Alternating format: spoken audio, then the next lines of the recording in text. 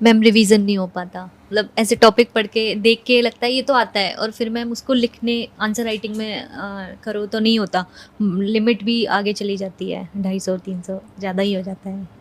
Revise नहीं हो पाता। नो मैम, मतलब टॉपिक देख के लगता है कि हो गया, जैसे बुक खुल गई, और फिर मैम बाद में जब लिखने बैठो ना, तो ये लगता है कि ये पॉइंट भी डाल दो इस आंसर में, ये पॉइंट भी डाल दो, मतलब लिमिट सेट नहीं हो पा रही है कि आंसर राइटिंग की एक वो होता है ना मैम, आर्ट ऑफ आंसर देखो, दो राइटिंग, वो नहीं हो क्वेश्चन रहा है है। ये।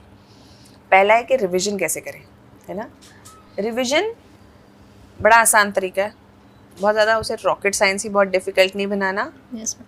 आपने पढ़ा, उसके बाद किताब बंद कर दी, रफ पेपर लिया, उस पर स्क्रिबल करना स्टार्ट कर दिया जो जो तुम रिकॉल कर पा रहे हो।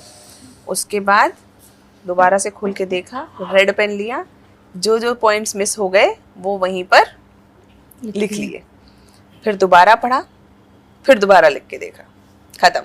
रिवीजन ऐसे ही करनी है।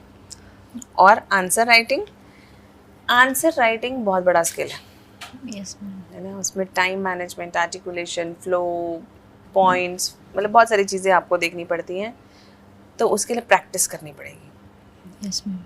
स्पीड भी एक बहुत बड़ा चैलेंज है इसमें, Speed. कि उस टाइम फ्रेम में उतने वर्ड्स हमें लिख के आने, एक तो पहले उसे आर्टिकुलेट करना है, फ्रेम करना, फिर एक्चुअली प्रॉब्लम ये होती है कई बार हमें आंसर्स पता होता है कि हम लिख सकते हैं, लेकिन जो टाइम फ्रेम होता है ना, टाइम फ्रेम में उतने वर्ड्स हम पुट डाउन नहीं कर पाते अपने जो हमारे इसीलिए उसे उसमें बहुत प्रैक्टिस और ट्रेनिंग की ज़रूरत पड़ती है। देखो, answer writing is a deep skill, कहानीकार वाला रोल है सिलेक्शन का एक कह सकते हैं कि है ना। बहुत अच्छा पैरामीटर है। हाँ, क्योंकि अच्छा बताओ, उन्होंने मेंस के आंसर राइटिंग को क्यों रखा होगा यूपीएससी ने?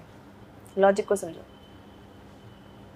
डीप कंसेप्ट को समझने के लिए किसी पर्टिकुलर कॉन्सेप्ट हो गया, ठीक है, कॉन्सेप्ट समझ में आ गया, फिर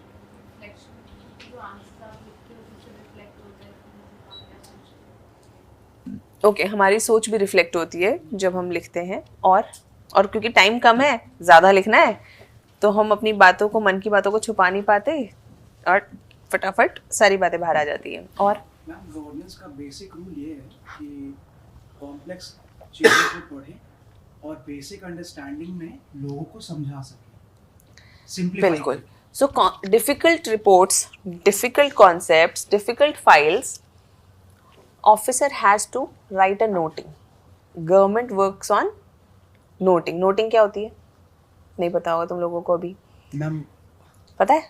मैम नोटिंग ये होती है कि कुछ भी ड्राफ्ट्स गवर्नमेंट और पार्लियामेंट्री कमिटीज़ ड्राफ्ट बनाती है, तो और इंडियन ऑफिसर सर्विस में क्या करते हैं कि ऑब्जर्व करते हैं, फिर एग्जिस्टिंग लॉज के साथ उसको नोट करते हैं, आई थिंक। पर डे का जो ब्रीफ होता है कि देखो, ऐसे समझो, फाइल जो होती है, फाइल चलती है यस मैम।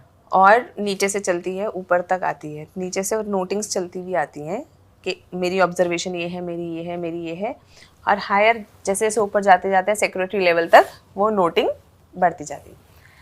अब हर ऑफिसर को काट के या तो अपनी नोटिंग लिखनी होती है, या उस नोटिंग के नीचे साइन करना होता है कि मैं अप्रूव करता हूँ इसको, ठीक है। ऐसे अब फाइलें अप्रूव होती हैं गवर्नमेंट के अंदर।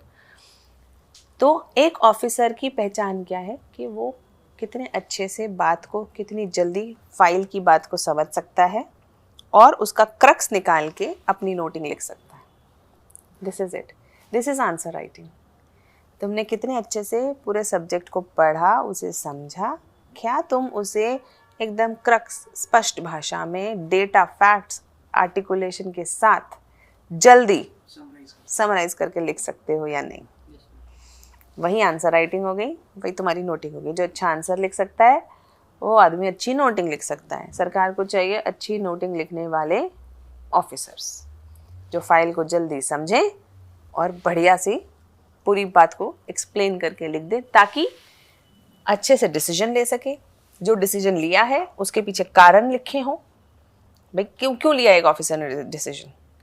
एक ऐसे समझो, एक फाइल आई तुम्हारे पास, सपोजिडली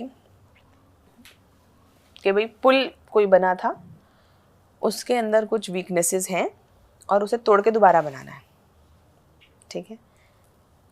एक ऑफिसर ने लिखा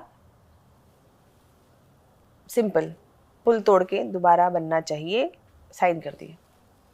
एक दूसरा ऑफिसर है, उसने लिखा पिछली बार पुल बना था, इस एजेंसी ने बनाया था, इतने रुपए खर्च हुए थे, लेकिन उस पुल के अंदर अब इतने साल बाद ये कमियां आई हैं, और अकॉर्डिंग टू दिस एजेंसी, जिस भी एजेंसी ने रिसर्च करके बताया है, we should replace this with this, and the cost with added inflation, added this has become this. Therefore, it is my recommendation that the old pull should be demolished and new should be made, because number 1, public property, second, loss of human lives if it breaks down in early, third, जो भी तुम्हारे points हैं, तुम्हारे जो arguments हैं, तुमने लिखे और तुमने अपना साइन करे। अब बताओ कौन सा ऑफिसर अच्छा है? सेकेंड